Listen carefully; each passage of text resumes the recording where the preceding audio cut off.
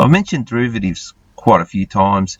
And look, I'm not an accountant or any financial wizard or anything. I just learn by just doing my own research, and I just sort of package it up to, how I've sort of come to the conclusion that they work. So I've just got here derivatives explained simply. So derivatives are created when investment banks invest money in an enterprise activity where the return is received at a specific time in the future. So the profit is derived at a later time, hence it's called a derivative. And the profit is subject to variables and the return may be low or high. So it's a form of gambling. So here's a farm product, a normal commerce. So on the left-hand side there, the farmer plants a crop, harvests it, sells it to wholesalers at whatever price. And the price per tonne is determined by, supply and demand, variables like fuel price, weather, all that sort of stuff. So the year-to-year variable price per tonne might be typically 80, a bad year 60, a good year 70.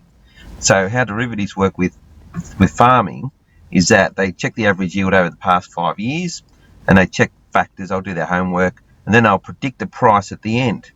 So they sign a contract at the start of the growing season to buy the crop at the end of the growing season at a set price. So if they work out that it's the expected is going to be 80, well, they will sign a contract with the farmer to buy it at 70.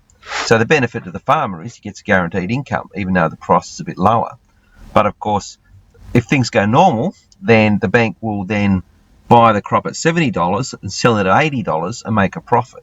So it's sort of gambling, but they do their research, and I guess it's quite a legitimate way of, trying to make some money.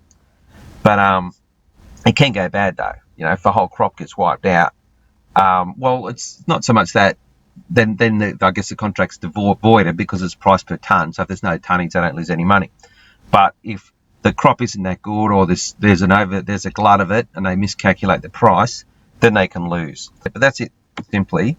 So other derivatives, so you can do it in mining, contract in January to say buy iron ore at a set price, and to mature in December. So they think it's going to be high, they sign a contract with a miner to buy it.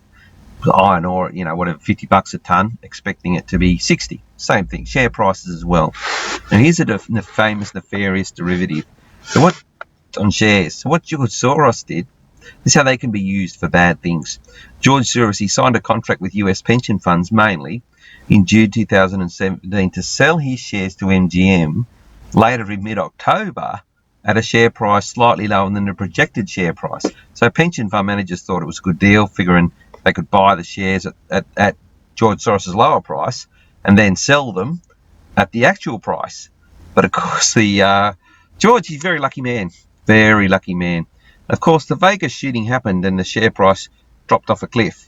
Soros sold an inflated share price to the pension funds and used the money to buy back the shares at the lower price, $73 million profit.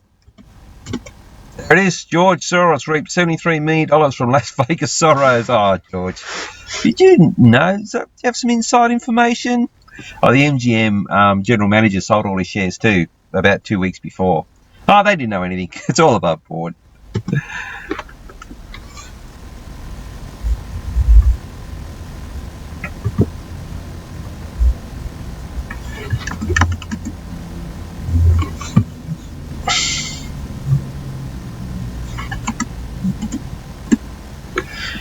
And here's our Goldman Sachs, the derivative scam. They also used currency swaps.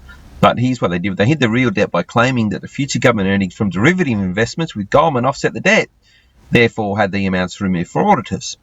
They only came clean later on once the grids were, gone. They said, oh, by the way, there were no derivatives. Apparently Goldman Sachs can do that and still operate in Australia, still operate around the world. Not a problem. Yeah, that's all right. They can send a whole people, 10 million people, into debt slavery for 50 years. Yeah, no, that's fine. Anyway, that's derivatives. So I mentioned them, so I just thought I'd make a quick video on how they work. I hope it's useful. Righto.